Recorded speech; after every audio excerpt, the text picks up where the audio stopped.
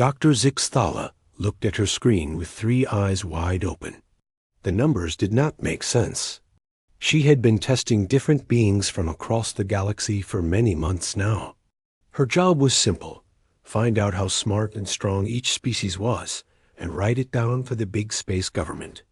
Every species followed the same pattern. Young ones were weak and slow. Adults were strong and smart. Old ones were wise, but weak again. This was how life worked everywhere in the galaxy. But these humans were different. Very different. The human ship called Meridian had come to her research station 2 days ago. Captain Jake Morrison was in charge of the ship. He brought his crew and some families who wanted to learn about other worlds. Dr. Lisa Adams was one of the adults. She was a doctor who helped sick children. Her husband Paul Adams built machines. They had a little girl named Emma who was 8. Years old at first. Everything seemed normal. The adult humans did okay on the tests. They were not the smartest beings she had ever seen, but they were not the dumbest either. They were just average. This was what she expected from a species that had only started traveling in space recently. Then something strange happened. Emma Adams asked if she could try one of the tests. Her mother said it was okay if it was safe. Dr. Zixthala gave her a simple puzzle meant for children. Emma solved it in 30 seconds. So Dr. Zixthala gave her a harder one meant for teenagers. Emma solved that one too in less than 2 minutes. Dr. Zixthala decided to try something crazy. She gave Emma a test that was made for adult Kethmori. Engineers. The Kethmori were known across the galaxy for being very smart with machines and math. Adult Kethmori usually took 4 hours to finish this test, and only half of them could solve it completely. Emma looked at the test for a few minutes. Then she started working. Her small fingers moved across the control pad quickly. Numbers and shapes danced on the screen as she worked through each problem. Dr. Zixthala watched in shock as the little human girl solved problem after problem. 2 hours later, Emma was done.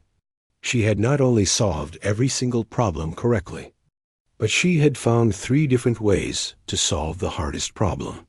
Ways that even the test makers had never thought of. She looked up at Dr. Zixthala with bright eyes and asked if there were more puzzles to try. Dr. Zixthala called her assistant, Dr. Morkith, over to check the results. Dr. Morkith was from a species called the Velanathi, who were very good with numbers and never made mistakes. He checked the computer 3 times. Then he checked Emma's answers by hand. Everything was correct. The 2 alien scientists looked at each other in confusion. This had never happened before. In all their years of testing thousands of beings, from hundreds of worlds, they had never seen anything like this. A child, not even a teenager, but a small child, had beaten adult experts from one of the smartest species in the galaxy. Dr. Zixthala decided to call her boss. She told him about what had happened. Her boss thought she was joking at first. Then he thought the computer was broken. Then he thought maybe the humans had cheated somehow. But Dr. Zixthala showed him all the recordings. There was no mistake. And no cheating. A human child had really done this. Word started to spread around the space station. Other scientists came to see the test results. They could not believe it either. Some of them wanted to test Emma again to make sure. Others wanted to test more human children to see if Emma was just special, or if all human children could do. This. Dr. Lisa Adams was worried about her daughter. She did not want Emma to be treated like a lab animal. But she was also curious about what was happening. She had always known Emma was smart, but this was beyond anything she had imagined. She talked to Captain Morrison about what they should do. Captain Morrison was a good leader who cared about his people. He told Dr. Adams that the choice was hers, but that this discovery could be very important for all humans. If human children really were this special, then the galaxy needed to know about it. But he also promised that Emma's safety would come first, no matter what. The alien scientists were gentle and kind. They explained to Emma that she had done something amazing. They asked if she would like to try more tests, but only if she wanted. 2. Emma thought it was fun like playing games, so she said yes. Over the next few days, more alien scientists came to the station. They brought different types of tests. Tests for memory and thinking and solving problems. Tests for creativity and imagination. Tests that adult beings from the smartest species in the galaxy found difficult. Emma passed them all easily. More than that, she seemed to enjoy them. She would finish a test and then ask for another one. Sometimes she would suggest ways to make the tests better or more interesting. The alien scientists had never seen anything like it. Dr. Zixthala started writing her report, but she did not know what to say. How could she explain that a human child was smarter than adults from species that had been traveling in space for thousands of years? How could she tell the galaxy that everything they thought they knew about intelligence and development might be wrong? As she watched Emma playing with some simple toys while solving a puzzle that had stumped 3 different species, she realized something important. This was not just about one special child. This might be about all human children. And if that was true, then humanity was not the average species they appeared to be. It might be something completely new and different. Discovery was just the beginning. The news about Emma spread fast through the research station. Dr. Velinara from the Thinking Science Department heard about it first. She was a tall blue being with 4 arms who studied how different minds worked. She had been doing this job for over 50 years and had tested minds from 200 different worlds. She did not believe the reports about the human child. At first, Dr. Velinara came to see Emma herself. She brought her own tests, ones that looked at how beings think, about space and shapes, and how they solve problems that have no clear answers. These tests were made for adult Velinathi architects. The Velinathi built impossible structures that seemed to float in the air and twist in ways that hurt to look at. Only the smartest adult Velinathi could even understand how these buildings worked. Emma looked at the first test and tilted her head like a curious puppy. The test showed her a complex shape that folded in on itself in 4 dimensions. She was supposed to figure out how to unfold it into a flat pattern. Adult Velinathi took days to solve this. Emma traced the shape with her finger on the screen and had the answer in 20 minutes. Dr. Velinara was shocked, but she tried not to show it. She gave Emma harder and harder tests. Emma solved them all. Not only did she solve them, but she found simpler ways to solve them that made Dr. Velinara question everything she knew about spatial thinking. Captain Morrison saw what was happening and made a decision. He called together all the human families on the ship and explained the situation. He asked if any other parents would let their children try some tests. He promised that the children's safety was the most important thing, and that no child would be forced to do anything they did not want to do. Several parents said yes. 10-year-old twins Alex and Katie Johnson were the first to volunteer. Their parents worked for the Space Diplomatic Service and traveled to many different worlds. The twins were used to meeting strange aliens and were excited to try the tests. 12-year-old Danny Rodriguez came next. His mother Maria was the chief engineer on the Meridian, and Danny had grown up around machines and computers. He was curious about how alien technology worked. 9-year-old Sophie Wright also wanted to try. Her father Ben was the communications officer, and Sophie had learned to speak 3 alien languages just by listening to the radio transmissions. Between ships, Dr. Zixthala and Dr. Velinara worked together to create a proper testing schedule. They wanted to be very careful and make sure the human children were not tired or stressed. They also wanted to test different types of thinking to see if all human children were good at everything, or if they had, different strengths. The results were amazing every single time.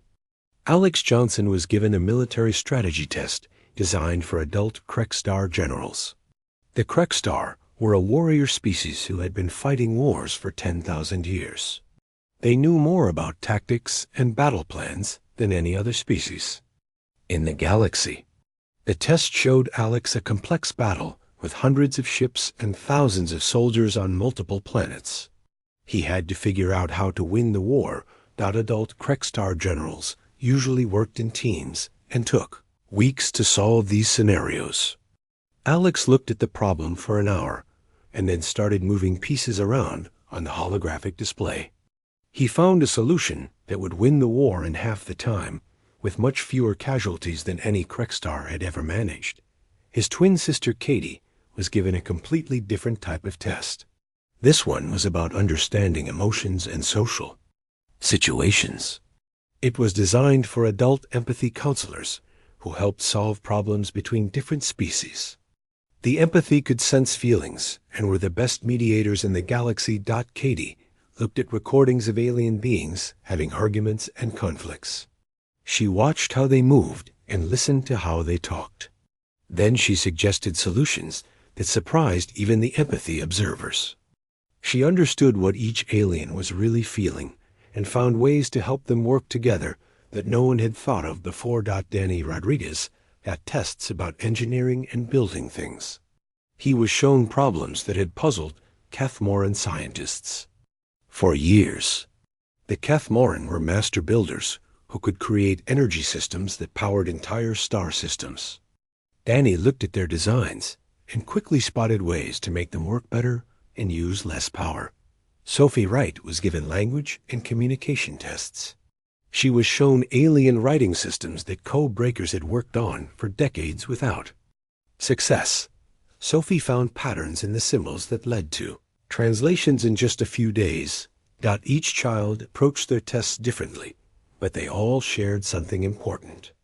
They did not seem limited by the rules that adult minds followed.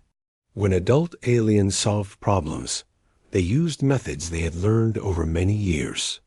The human children seemed to create completely new methods on the spot. Dr. Zixthala noticed something else interesting. The children enjoyed the tests. They laughed and played while solving problems that made adult experts lose sleep. They would help each other and share ideas freely. Sometimes they would solve problems by working together in ways that no adult team had ever tried. The alien scientists started to realize they were seeing something that had never existed before in the galaxy. These were not just smart children. These were minds that worked in completely different ways from every other species they had ever encountered. More alien scientists arrived at the station every day. Word was spreading through the scientific community, and everyone wanted to see the human children for themselves. Some came from research stations light years away. Others interrupted important projects just to witness what was happening. Dr. Lisa Adams found herself in a difficult position. She was proud of Emma and wanted to help science learn new things. But she was also worried about her daughter becoming overwhelmed by all the attention. She talked to the other parents, and they all felt the same way. Captain Morrison held meetings with the alien scientists to set up rules. The children could only be tested for a few hours each day. They had to have time to play and rest and just be children. Any test that might be dangerous or scary was not allowed. The children could stop any time they wanted, and no one was allowed to pressure them. The alien scientists agreed to these rules because they understood how important this discovery was. They were learning things that could change how the entire galaxy thought about intelligence and problem-solving. As the tests continued day after day, the pattern became clear. Human children were not just a little bit better at thinking than other species. They were completely different. They had abilities that no adult from any known species possessed. The question now was what this meant for humanity and for the galaxy itself. The reports reached the Galactic Council within a week. The council was made up of the oldest and wisest species in the galaxy. They had seen many strange things over thousands of years, but nothing quite like this. When they read about human children outperforming adult experts from multiple species, they thought there must be some mistake. Elder Scientist Thranduck was chosen to investigate personally. He belonged to the Miscaring Empire, a species so old that they had been traveling between stars when humans were still living in caves on Earth. The Miscarans had seen the rise and fall of hundreds of civilizations. They considered themselves the wisest beings in the galaxy. Thranduck was over 300 years old, which made him young for his species. He had spent his entire life studying how different minds worked. He had written books about intelligence that were studied by scientists across the galaxy. He did not believe that children from a primitive species could really be smarter than adults from advanced civilizations. When Thranduck arrived at the research station, he was skeptical about everything. He examined all the test results carefully. He checked the computers for errors. He interviewed the scientists who had done the testing. He even had some of his own experts run the tests again to make sure there was no cheating. Everything checked out. The human children really had done what the reports claimed. THRAN, single quotes DOK, decided to expand the investigation beyond just thinking tests. He wanted to understand everything about these human children. He brought in specialists from different fields to study their bodies, as well as their minds. Dr. Kethmer was an expert on how different species moved and used their bodies. She was fascinated by reports that human children seemed to learn physical skills much faster than adults from other species. She set up tests to see how quickly they could adapt to new situations. Ryan Clark was the newest human child to join the tests. He was 12 years old, and his mother Amanda was the security chief on the Meridian. Ryan was athletic and loved to play sports. Dr. Kethmer decided to test him on a course designed for adult Xenocali athletes. The Xenocali lived on a world with strange gravity that changed constantly. They had evolved to be incredibly graceful and balanced. Adult Xenocali were the best athletes in the galaxy and could move through environments that would make other species fall and hurt themselves. The test course was set up in a room where the gravity could be changed while someone was moving through it. Spinning obstacles moved in complex patterns. Platforms appeared and disappeared without warning. Adult Xenocali trained for years before they could complete this course safely. Ryan listened to the instructions and nodded when Dr. Kethmer explained how dangerous the course could be. She started him on the easiest setting with very gentle changes. Ryan moved through the first part carefully, like he was told, and something unexpected happened. Ryan slipped and fell during a gravity shift that should have been easy to handle. But instead of getting hurt or giving up, he rolled with the fall and used it to launch himself toward the next platform. It was like he had turned the mistake into part of his plan. Dr. Kethmer watched in amazement as Ryan began to treat the changing gravity and moving obstacles like a game. He started doing things that even adult Xenocali would not attempt. He was not just completing the course, he was playing with it and finding ways to move that the designers had never imagined. When Ryan finished the course, he was smiling and breathing hard, like he had just had fun playing. He asked if he could try it again with harder settings. Dr. Kethmer was too shocked to answer it. First. Meanwhile, Dr. Zixthala was conducting a different type of investigation. She had gotten permission from the human parents to do brain scans of their children. She wanted to understand what made their minds work so differently from other species. The scans revealed something extraordinary. Human children's brains were unlike anything she had ever seen. Most species had brains that grew slowly and carefully. Neural pathways formed in predictable patterns and changed very little once they were established. This was considered normal. And healthy. Human children's brains were completely different. Their neural pathways were forming and changing constantly at speeds that would be considered dangerous in any other species. New connections appeared every minute. Old connections were modified or replaced just as quickly. It was like watching a living computer that rewrote its own programming thousands of times per day. Dr. Zixthala showed the scans to brain experts from several different species. They all agreed that brains like this should not be able to function properly. There should be chaos and confusion with so much constant change. But the human children were clearly thinking better than anyone else. The only explanation was that human brains were designed to work this way. While other species had brains that became fixed and stable as they grew older, human brains stayed flexible and adaptable. This allowed them to approach problems without being limited by old patterns of thinking. Thranduck studied all the new data carefully. The physical tests showed that human children could adapt to new situations faster than adult experts from species that had evolved specifically for those situations. The brain scans showed that their minds worked in ways that should be impossible, but clearly were not. He decided to interview the children themselves to understand how they experienced their own abilities. He started with Emma, since she had been tested the longest.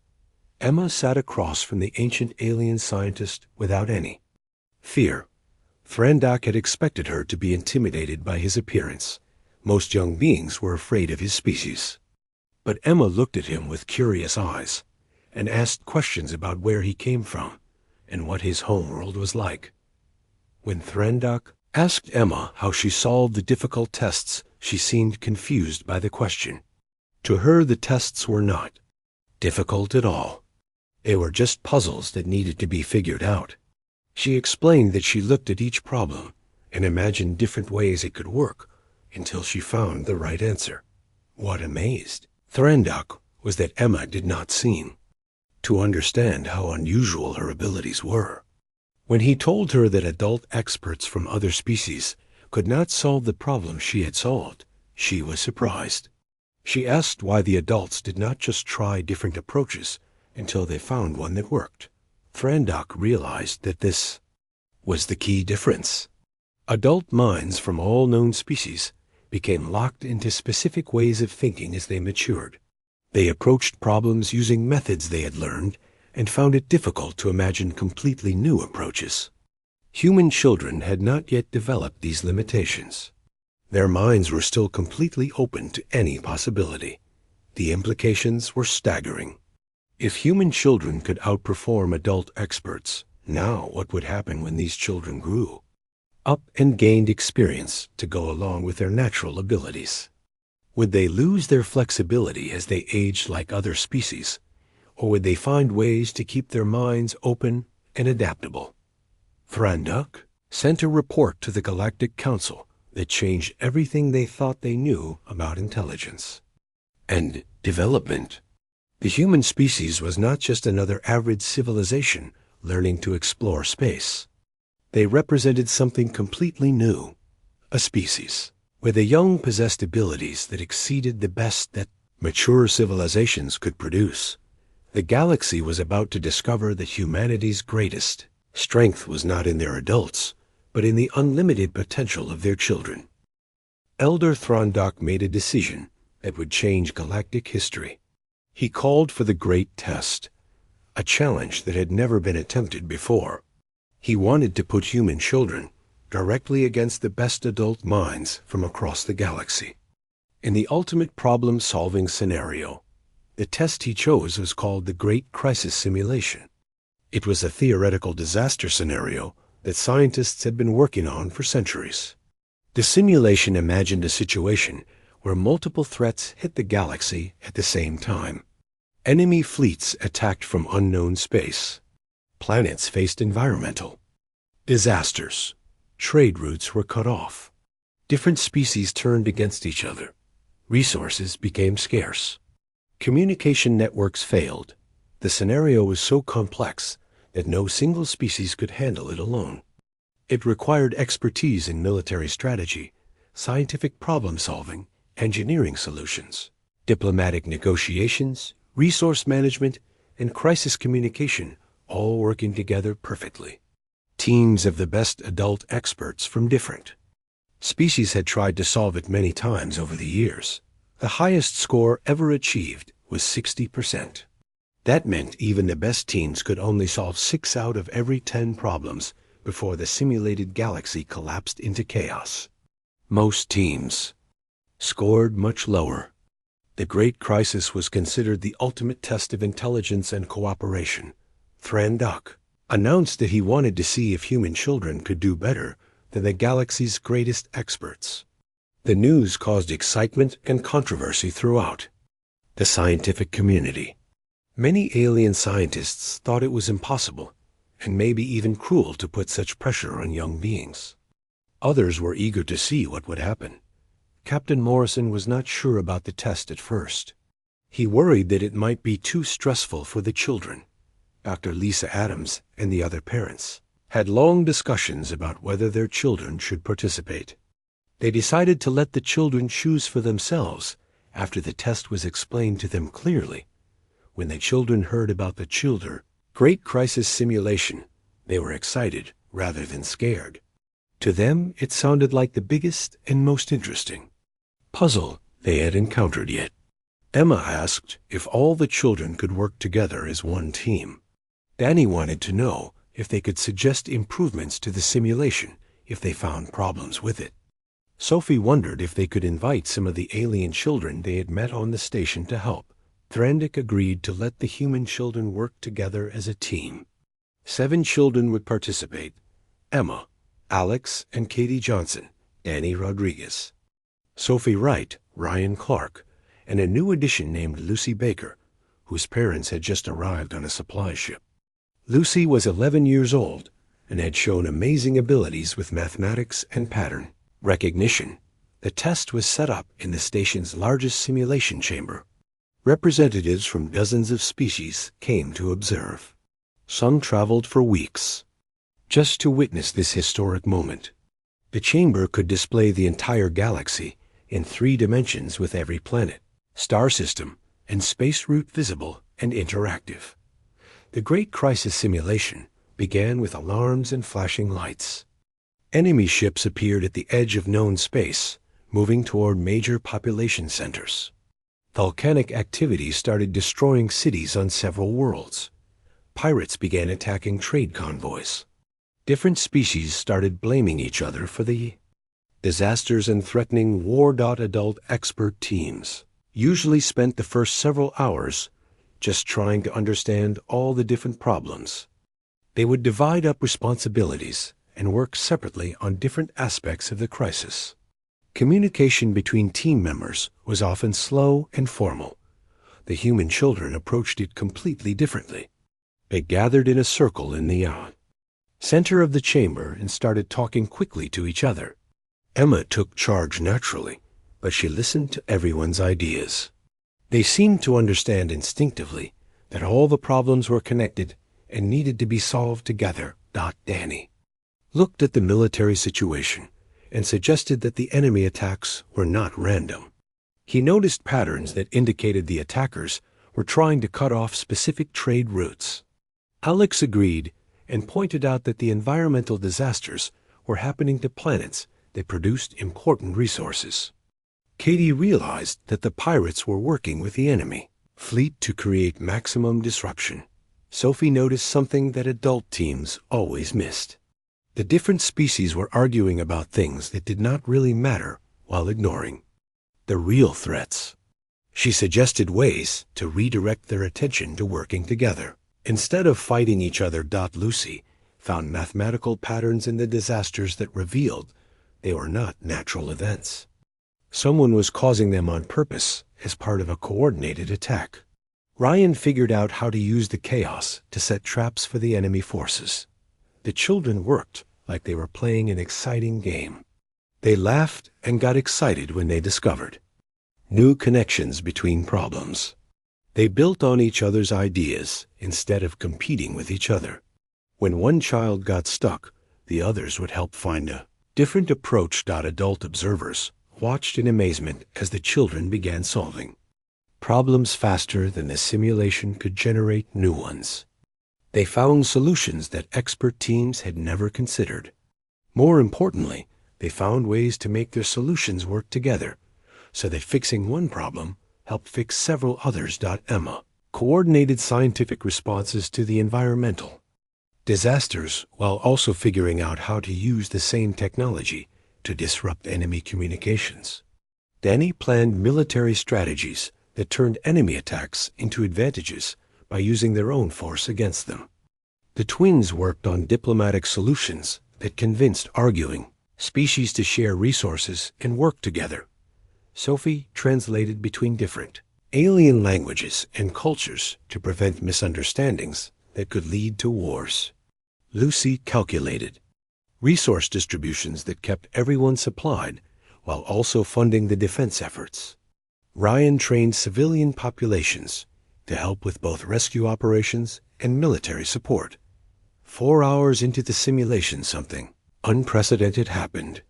The children had not only stopped the crisis from getting worse, but they had actually started making the galaxy better than it was before the crisis began.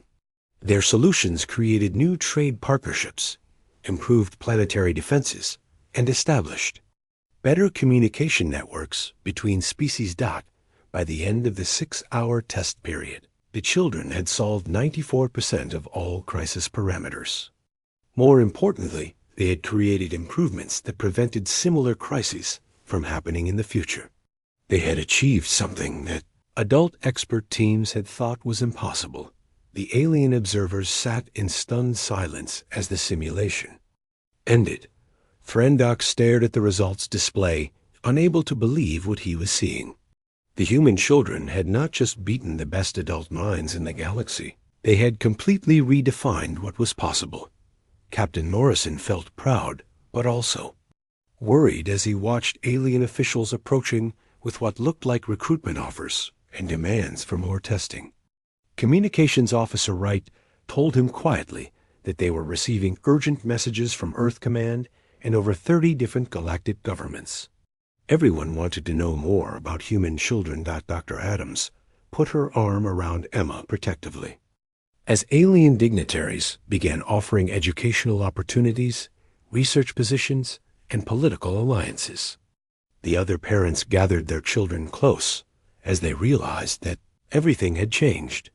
The human children had proven beyond any doubt that they possessed abilities that exceeded anything the galaxy had ever seen. The question now was what this meant for their future and for humanity's place among the stars. The emergency session of the Galactic Council was called within hours of the Great Crisis simulation results reaching the capital world. Representatives from every major species in the galaxy gathered in the massive assembly hall that had witnessed thousands of years of galactic history. Never before had a session been called so quickly or with such urgency. Elder Threndock stood before the assembled delegates holding the data crystal that contained complete records of what the human children had accomplished. His voice carried the weight of his centuries of experience as he addressed the council that had always looked to his species for wisdom and guidance. Revelation that human children possessed abilities exceeding adult beings from other worlds had profound implications that reached far beyond simple scientific curiosity. Some species saw this as an incredible opportunity for collaboration and learning that could benefit the entire galaxy. Others viewed it as a potential threat to the established order that had maintained peace and stability for millennia. Krekstar military representatives were the first to speak. Their warrior culture valued strength and tactical ability above all else. They had seen young Gani Rodriguez outthink their greatest generals, and they wanted to understand how human military thinking could be integrated with their own strategies. They proposed joint training programs and exchanges of military knowledge. The Velanathi architects and engineers were equally interested, but for different reasons. They had spent thousands of years perfecting their impossible buildings and complex technologies. Seeing human children find simpler and more effective solutions to their greatest challenges had shaken their confidence in their own methods. They wanted to learn from human approaches to design and problem solving. The peaceful empathy counselors worried about different issues. They were concerned about the pressure and expectations that would be placed on human children now that their abilities were known. They reminded the council that these were still young beings who needed protection and guidance. They proposed strict regulations about how human children could be approached and what kinds of requests could be made of them. The ancient Miss Kirins found themselves in an unusual position. For the first time in their long history, they were not the wisest beings in the room. The human children had demonstrated thinking abilities that surpassed even their most learned scholars. Some Miss Kirins saw this as a threat to their traditional role as teachers and guides. Others saw it as an opportunity to learn new ways of understanding the universe. On Earth, similar emergency sessions were taking place as world leaders tried to understand what the discovery meant for humanity's future. The children involved in the tests had become the most important individuals on the planet overnight. Their safety and development were now crucial to humanity's place in galactic civilization. President Carter called together the world's top scientists, educators, and child development experts to figure out how to handle this unprecedented situation. Dr. Helen Foster, who specialized in gifted children, warned that too much pressure could damage these young minds, regardless of how capable they were.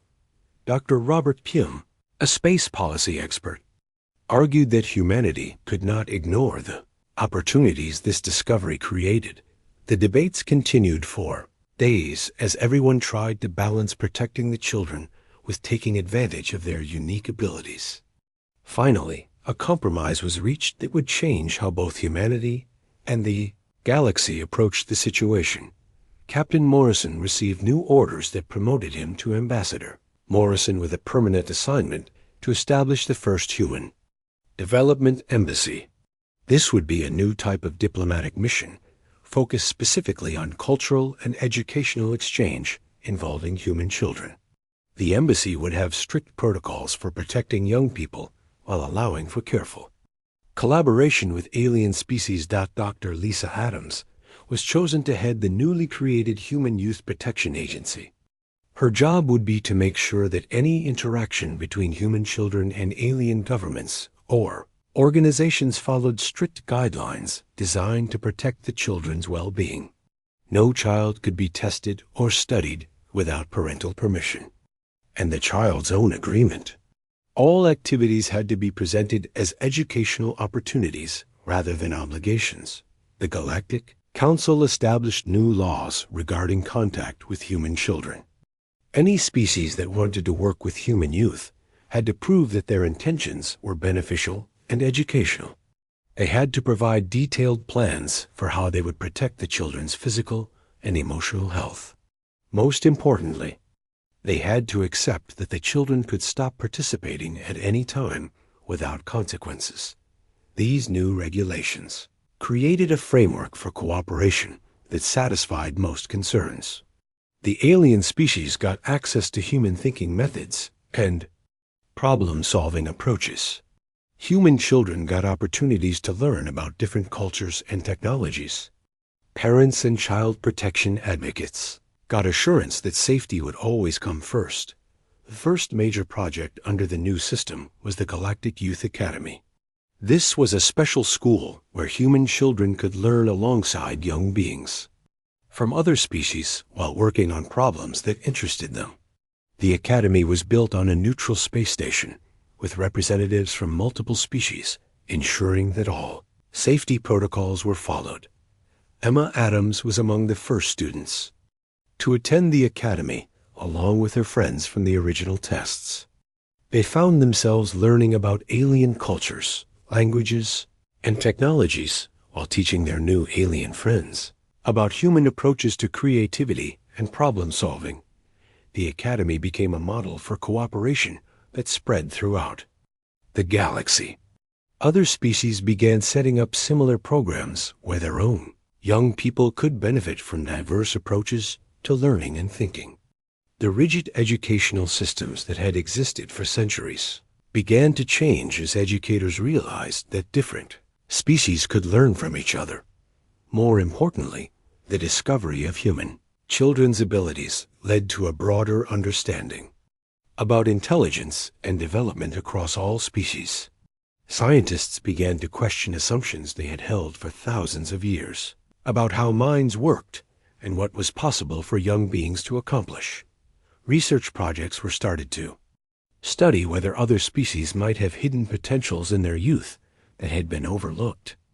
New educational methods were developed that focused on keeping young minds flexible and creative rather than forcing them into predetermined patterns.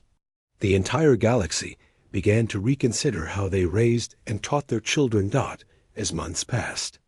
It became clear that the impact of the discovery extended far beyond the original tests. Trade relationships improved as different species found new ways to cooperate and solve problems together. Scientific breakthroughs accelerated as researchers combined approaches from multiple worlds. Even conflicts between species decreased. As better communication and understanding developed, the human children continued to amaze everyone with their abilities, but they also remained children who played games, made friends, and learned about the universe with wonder and excitement. Emma and her friends attended the Galactic Youth Academy while staying in regular contact with their families on Earth. They helped solve important problems while also enjoying simple pleasures like exploring alien art forms and trying strange new foods. Captain Morrison, now Ambassador Morrison, watched from his office as human and alien children played together in the Academy's recreation area. Emma was teaching a young Velanathi how to play a human game while simultaneously helping a Kethmori child solve a puzzle that had been designed for adults. The sight filled him with hope for the future of galactic civilization. The universe had underestimated humanity by focusing only on adult capabilities. The real power of the human species had been hiding in plain sight in the unlimited potential of their young minds. These were minds that approached every challenge not with the weight of established knowledge, but with the boundless creativity of possibility itself. As news of the Academy's success spread throughout the galaxy, it became clear that humanity had given the universe something precious. They had shown that intelligence was not about following old patterns, but about creating new ones. They had proven that the greatest solutions often came from those who were brave enough to imagine that anything was possible. The children who had started this revolution continued to grow and learn while the galaxy around them transformed in ways that no one could have predicted. The future belonged to those who could think like human children, without limits, without fear, and with the absolute certainty that every problem had a solution waiting to be discovered.